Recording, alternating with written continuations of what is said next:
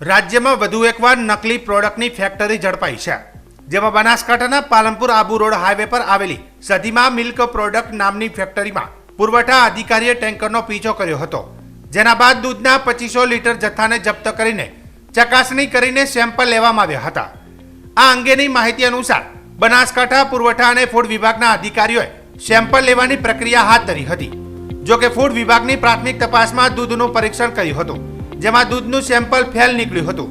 આ ઉપરાંત ફૂડ વિભાગ દ્વારા વધુ 8 સેમ્પલ લેવામાં આવ્યા હતા, જે બનાસ ડેરી ખાતે લેબમાં મોકલવામાં આવ્યા હતા.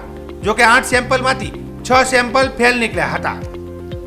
ફૂડ વિભાગે 2500 લીટર દૂધના જથ્થાને સીઝ કરી સેમ્પલ લઈને વધુ પરીક્ષણ અર્થે મોકલવાની કાર્યવાહી હાથ ધરી હતી.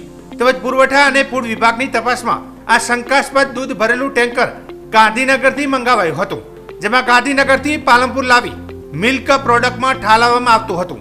જોકે મિલ્ક પ્રોડક્ટમાં સન સોફ્ટી નામે બજારમાં દૂધ અને છાશના પાઉચ બનાવી અને તેનું વેચાણ પણ થાય છે. ત્યારે પુરવઠા અને ફૂડ વિભાગના પરીક્ષણમાં દૂધના સેમ્પલ ફેલ જાહેર થયા છે.